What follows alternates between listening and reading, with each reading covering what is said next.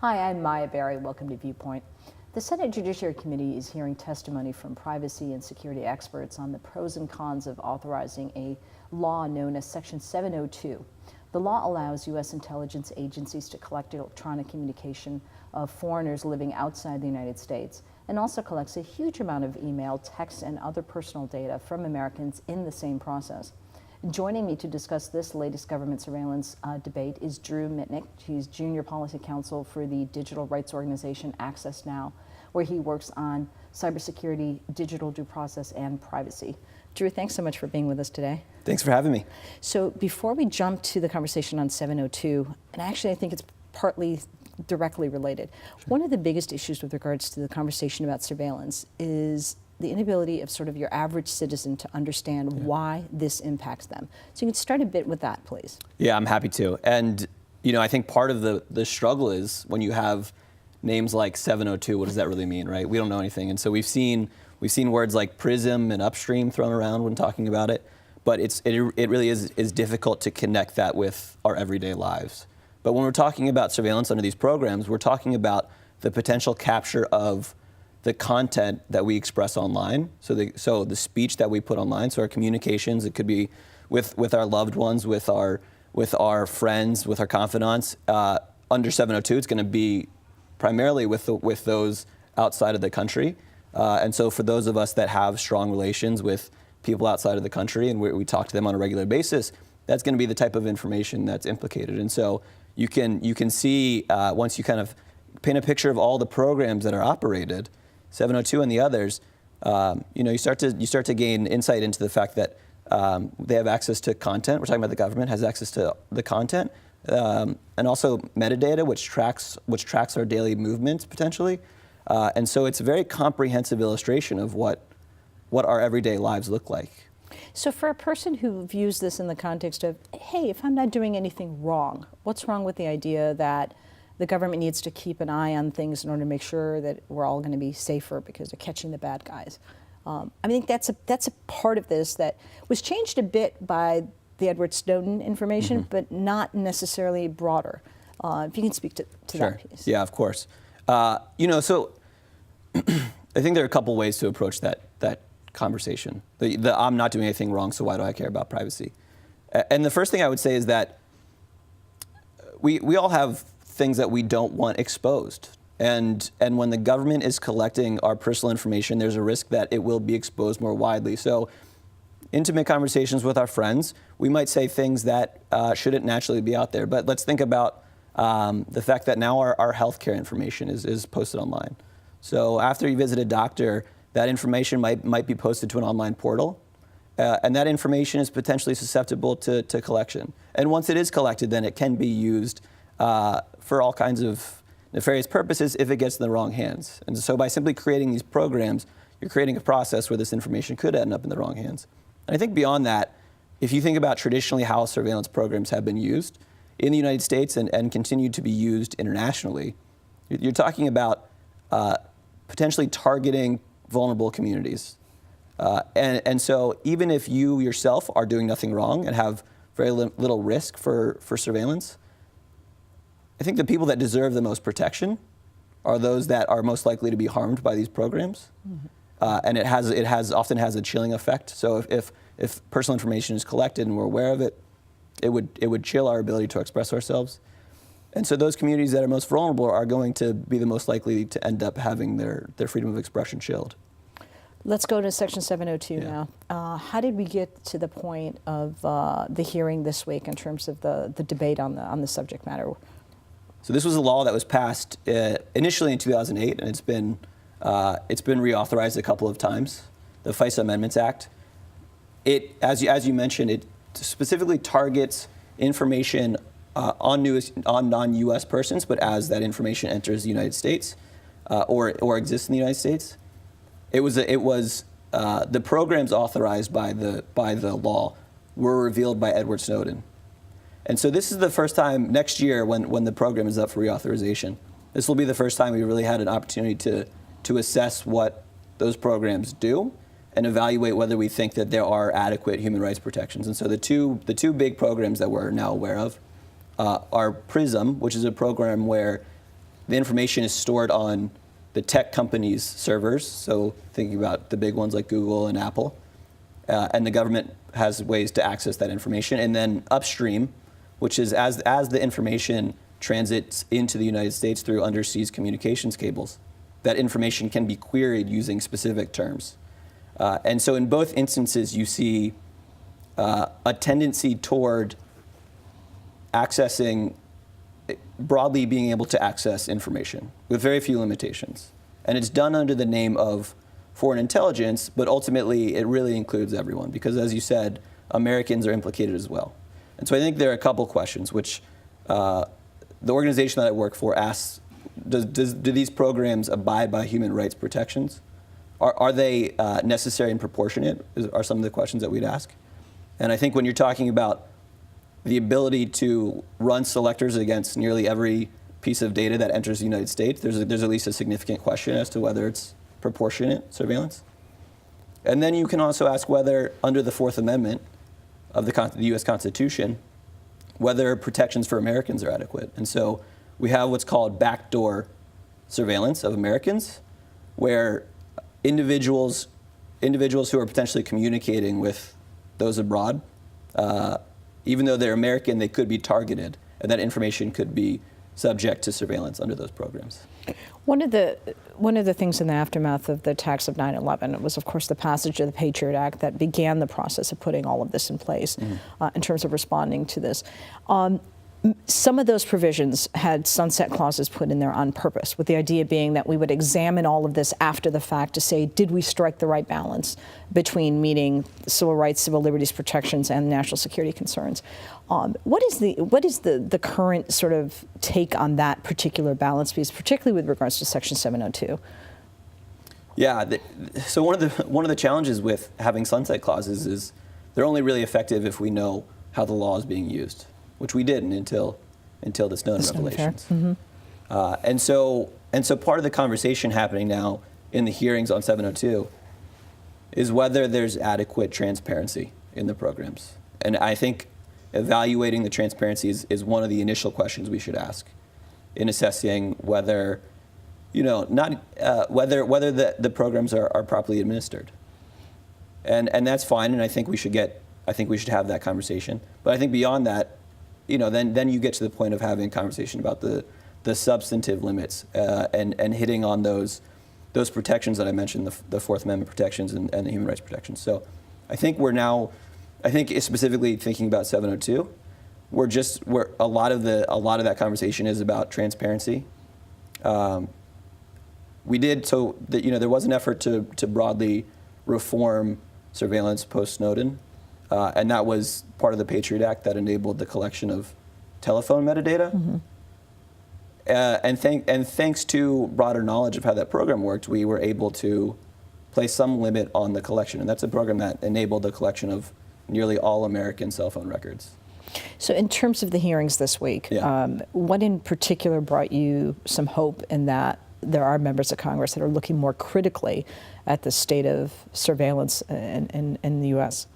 Yeah, you had some members that spoke up effectively in protection of civil liberties and human rights.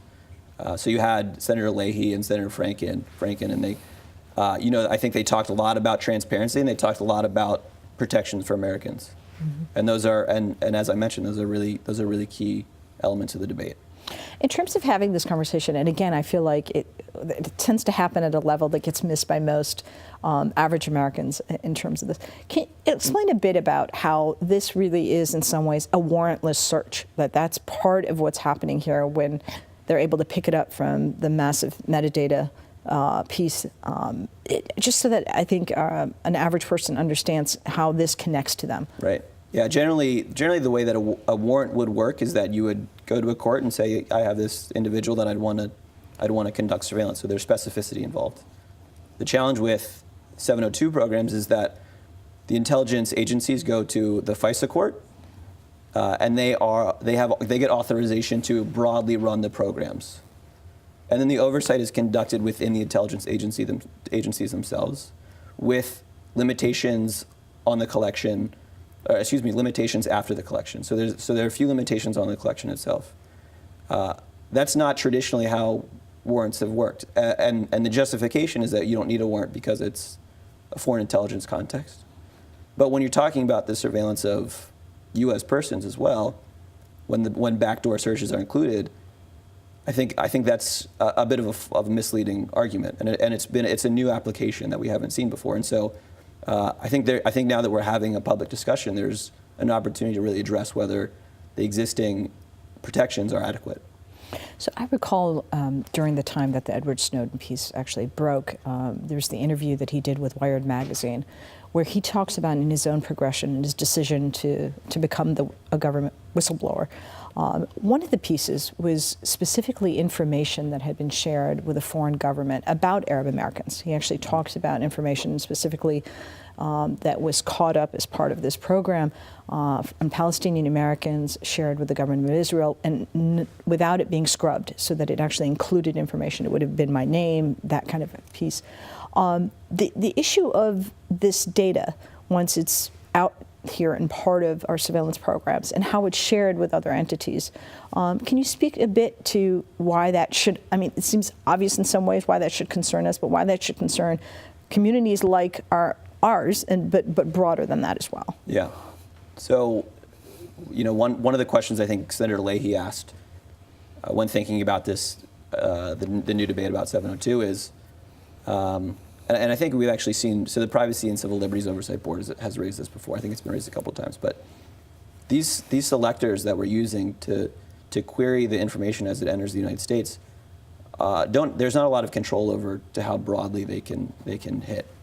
And so you're talking about a potentially significant amount of information about a fairly wide-reaching. So thinking about particular regions where surveillance is going to be targeted most heavily in the Middle East, and then those individuals who have the connections to those countries are going to be the ones who are going to be subject to most of their information being actually queried by the intelligence agencies. And so one of the questions that's lingered over this conversation is, once the NSA collects that information, what regulations are in place to limit that sharing to, say, the FBI for domestic criminal law enforcement? And there is not as much as you would hope. I mean, there are some limitations, but they're narrow. And so we're seeing, for example, we saw the Drug Enforcement Agency be able to query pretty extensively the information that was collected for foreign intelligence purposes. And we're seeing it used, I think, to a degree on a more narrow level, but thinking about certain Muslim and Arab communities. And so I hope what becomes more part of the conversation is how that information can be used to discriminate against individuals and how that affects their lives more so than, say, just an average American person. You mentioned the Civil Rights and Civil Liberties Oversight Board. Those are protections that were put in place specifically to look at these policies. They've made some recommendations. How much of that has, I mean, Congress plays their certain oversight role, and these hearings are an important part of that. But how much weight has this board had in this process? How much have they been able to push back on some of these policies? So far, the recommendations on 702 in particular have not, to the full extent, been implemented. And they were, I would say that they were not very extensive sweeping reforms. I mean, that was going to be my question even before that, is how much of their recommendations actually address the problem in a holistic way to begin with? Right. I mean, I think if the question is, the way we approach it is, are these programs actually targeted surveillance programs, or are they mass surveillance programs? And if they're mass surveillance programs, that's likely a violation of human rights.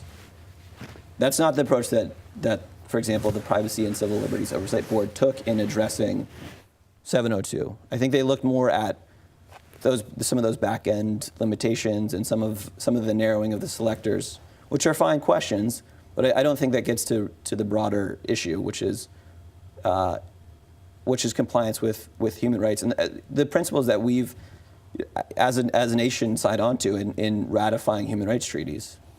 I don't think we've really done the analysis to the degree that it should be done as to whether these programs are in compliance. And the PCLOB, for the good work that it's doing, it's still a political body. It's divided between Democrats and Republicans, and it's designed to a degree to be to create some tension within itself. So there's only so much it can accomplish as an oversight body.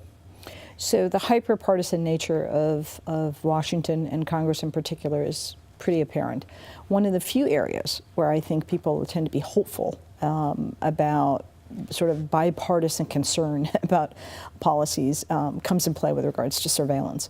Mm-hmm. How have you found that to have played out in terms of pushing back against the Democratic administration that's been in charge and asking for some of these policies, and frankly, a really active libertarian right sort of coalition in Congress that's attempted to sort of push back? We saw that with the USA the USA Freedom Act. Yeah. Has that helped in this process? It has helped. Yeah, I think it's nice to not have to rely on traditional strict party institutions for advocating for reform. Mm-hmm. And so it is nice when you have both the left and right coalescing. The problem, I think, is that far too often it's still viewed as fringe to want to put privacy protections in place. And so, as an organization, we're nonpartisan, we're a global organization, so we don't align with either political party. And we certainly work we strive to work with all sides, with all communities. And you had candidates like Ted Cruz, who at one point was supportive of certain elements of reform for surveillance. But it was interesting because it was used in the campaign in a very sort of negative way, actually, that he was shutting down the surveillance program, didn't allow for us to better protect ourselves from, these terrorists. I mean, the idea that's so profoundly American, this right to privacy, in some ways isn't viewed that way, I think, by a lot of average Americans on this subject. You certainly have institutional politicians who are aggressive on national security, and they view any limitation on a national security program as a betrayal of our security. And I think without really examining whether those programs are run effectively, I think there's oftentimes overlap between the questions of privacy and efficacy, and we saw that with Section 215 with the telephone metadata program. Explain that a bit. Section 215. So this was the program that it was a program that was operated under 215 that enabled the collection of all cell phone metadata. So it included things like the cell phone numbers, the time between conversations between two individuals. It was just about all of that information was given to the government, and so the question was whether the government needs all that information or whether they can use some existing intelligence to figure out who they should be targeting. And so there was a reform effort. It was successful, as you said, the USA Freedom Act, that does require the government to now provide some specificity in accessing those metadata records.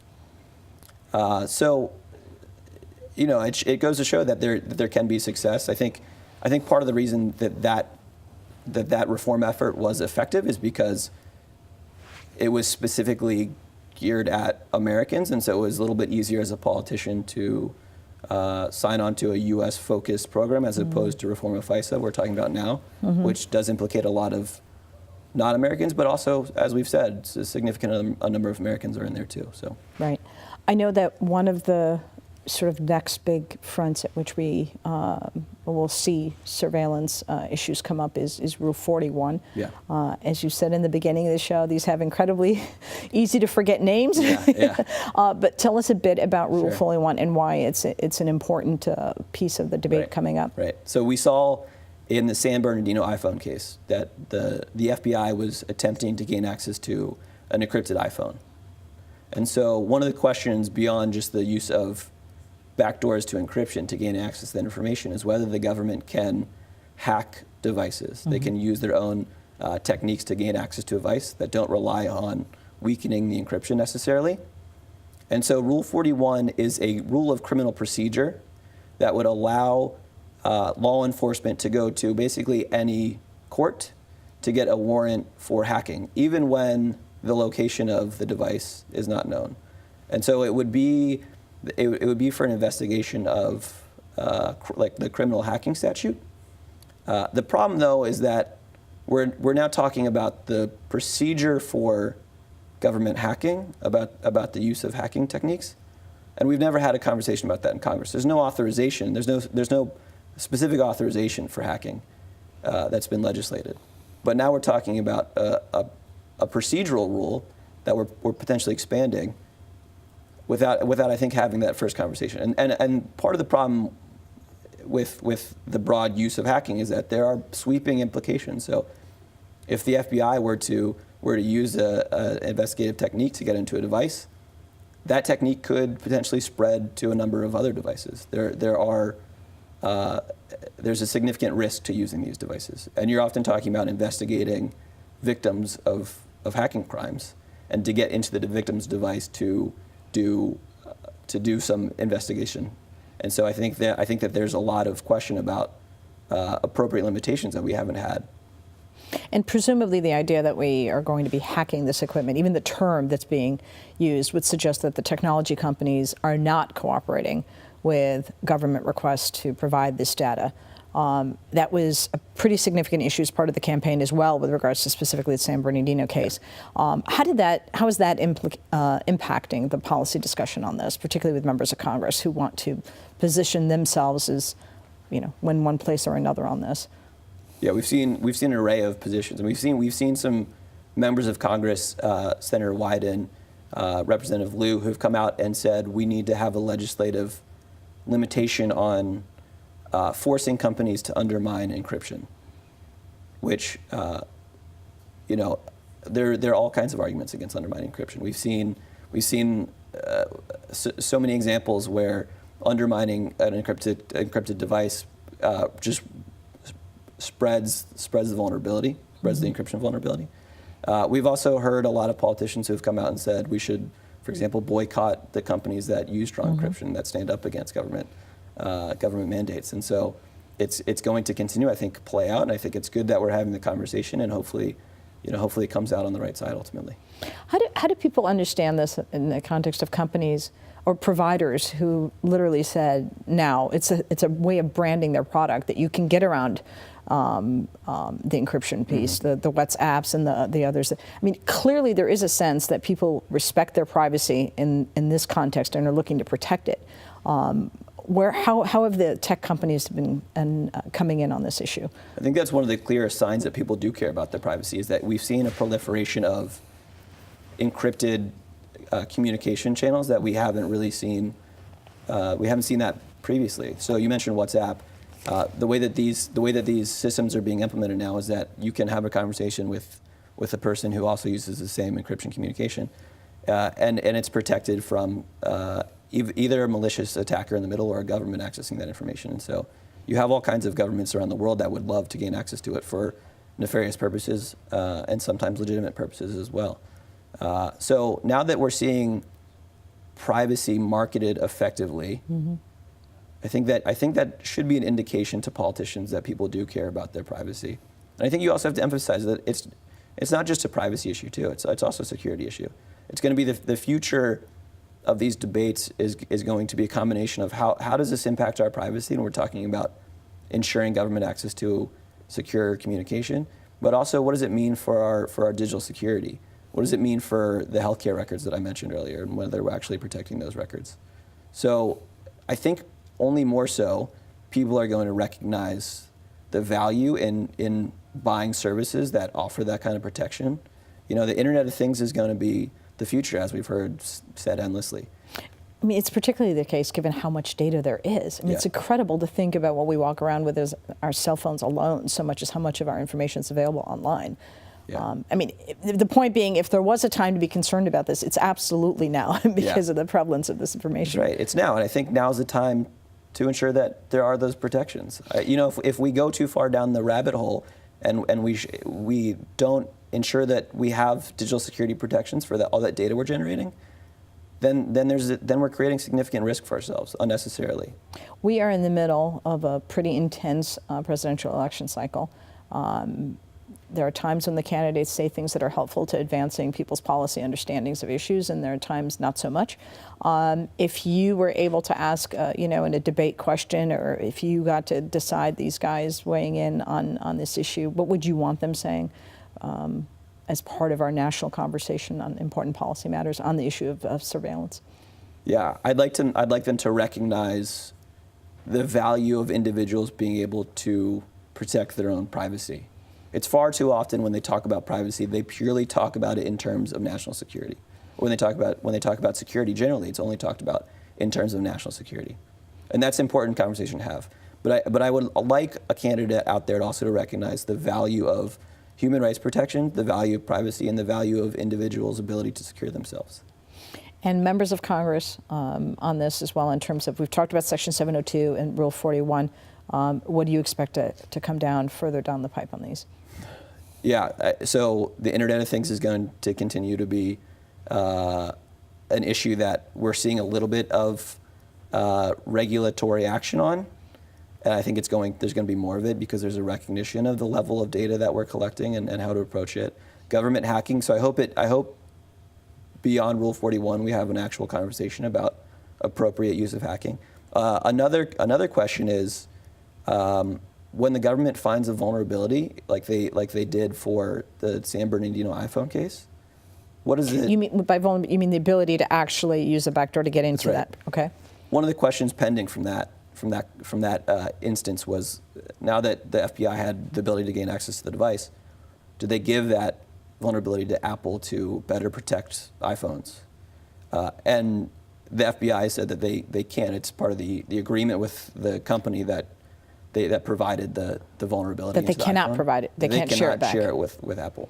But there should be, it needs to be part of the conversation as to whether they should share that vulnerability, because it would protect iPhone users around the world. So that will continue to be, I think, part of the conversation going forward. This idea that it's not about just a company and this provider who hacked it for them effectively, that these are bigger pieces. It's about the common good. Yeah. Does, in terms of trying to, I keep going back to sort of the layperson explanation of this. How much of a priority is this for members of Congress as they reflect on? I mean, do they hear a lot from constituents on these issues to the point where they will weigh in and try to sort of take a risk to push this envelope a bit further about affording better protections? There are certainly members that are responding more effectively to the advocacy on these issues. And I think and hope that after seeing the response to things like the San Bernardino case, there will be greater recognition. So, we have seen some progress recently. So, a separate law that enables access to information stored in email servers for more than 180 days, where the government can then access that information without a warrant. The House of Representatives actually just passed a reform bill that would require warrants for access to stored email information. And so I think that's a response to partially the broader recognition of the privacy issues when we're talking about digital technology. So I think I think that the fight over the email stored email data is indicative of hopefully a better future. Thank you, Drew. Thank you for the work that you all do and for taking the time to explain it to us today. That's all the time that we have. For more information, follow us on Twitter at AIUSA or check out our website at aiusa.org. Thanks for watching, and we'll see you next week on another edition of Viewpoint.